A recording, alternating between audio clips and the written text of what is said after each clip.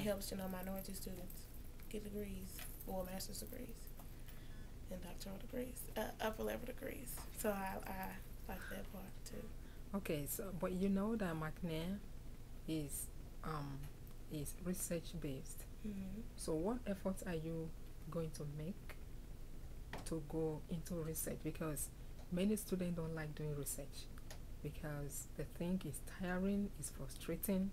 Are you are you ready to face those challenges? Well, you can get practice before you actually do it. The biology program has research, and you can do it in plant chemistry, biology, whatever you would like to do. And they've said that there's a lot of trial and error, but everything is a trial and error. So I don't see, it'll probably be hard. I don't see a problem why I might not like it at the beginning, Mm. but it's probably something because people research. It has to be something that you will like. The outcome, maybe seeing that this is the big picture. I did this part. I found this out. So I think when I see the bigger picture of the full concept of research, what can come out of it, who can benefit from it, that I wouldn't see a problem with research. But at school, getting prepared for research, doing it with the biology department, they have research for you to do, and then outside research opportunities. Okay. Um, you have told me that you live in Commerce Mm-hmm. and you attend Mount Moriah Church in Norris community. What can you tell me about the church and your experience in the community as a member of the church? I'm not a member. I just Okay. I'm a member in Dallas, but since I'm here, I go to the church, and it's really college community based. Most of the college students attend Mount Moriah. When I first got here, where are the churches? What churches should you go to? And the first one was Mount Moriah. It's Baptist.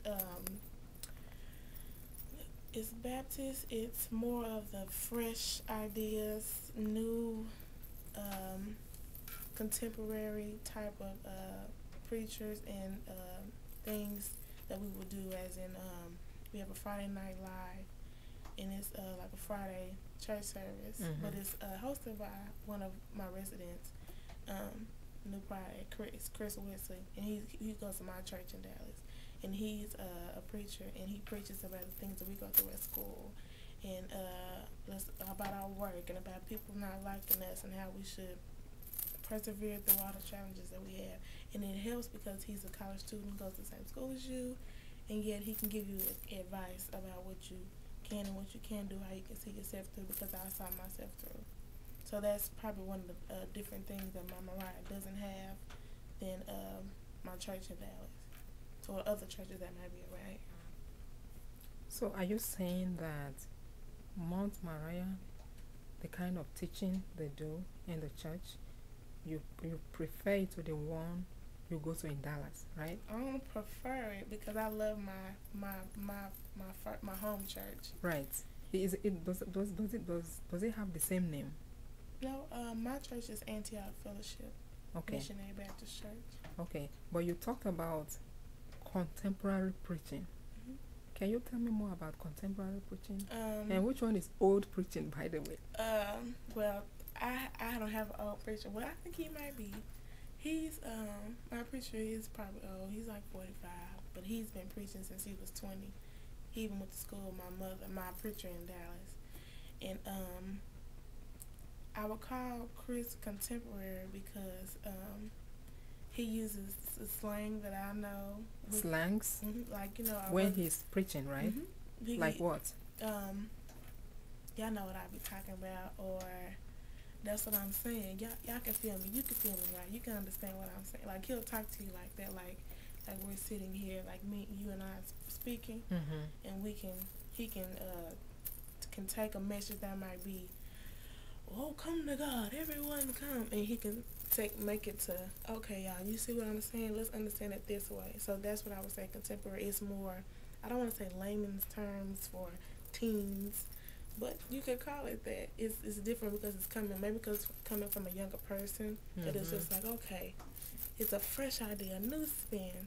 So that's why I would call it contemporary. Right. Compared to, that ain't right. You need to do this. Praise the Lord. Clap your hands, everybody. And it's just different. It's just different.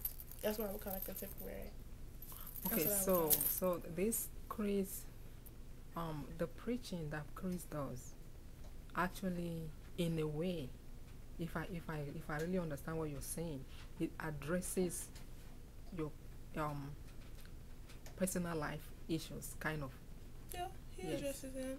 And when he's teaching, you feel as if he's talking to you personally, like one-on-one. Mm-hmm. And and this usage of slangs, and you feel that brings in more of understanding between you and the preacher than those other preachers who don't do the same thing, right? Well, I don't want to say just the slang. The way that he will bring a message across will be different than your father at 45 will bring a message across, because it's the age barrier about how we see something and how they see something. Right. And so if we seeing something on the same page, then I'm understanding him, then I understand the 45-year-old trying to give me a lesson that he's been brought up with something different than I've been brought up with. So that's why you able to understand him, Chris, than the older man or woman. So how old is he? 20. He might be 21. I'm 20, but he might be 21. Chris might be 21. Okay, I see. So what do you know about Norris community where Mount Moriah Church is located? What do you know about Norris community? Do you have any idea, experience, stories about Norris community? About the community? No, because I go to church and I'm back here, and I can say the members, or maybe they might not be members, the people who go to the church attend this school. So I would think the same community that I have here would also be the same at the church. Okay. All right. So, how have you contributed your efforts to the growth of the church since you've been going there? Have you done anything positive to affect the lives of the people in the church? If I have, it's been unknowingly.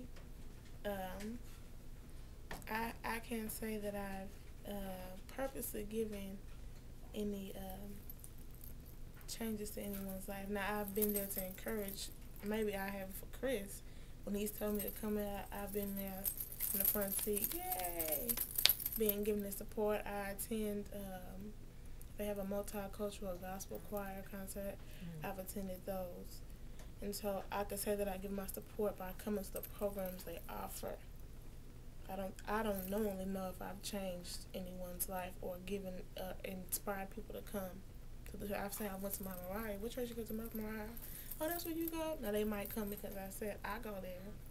And I don't know if it's just the person I am at school and I want to go because she goes, or you go there, well, let me check it out. It might be there, but I don't know. I don't have any know of anyone that I've changed from going there. Okay. All right. Thank you so much for accepting to come by and talk with me, and I really appreciate this. Once more, thank you. You're welcome.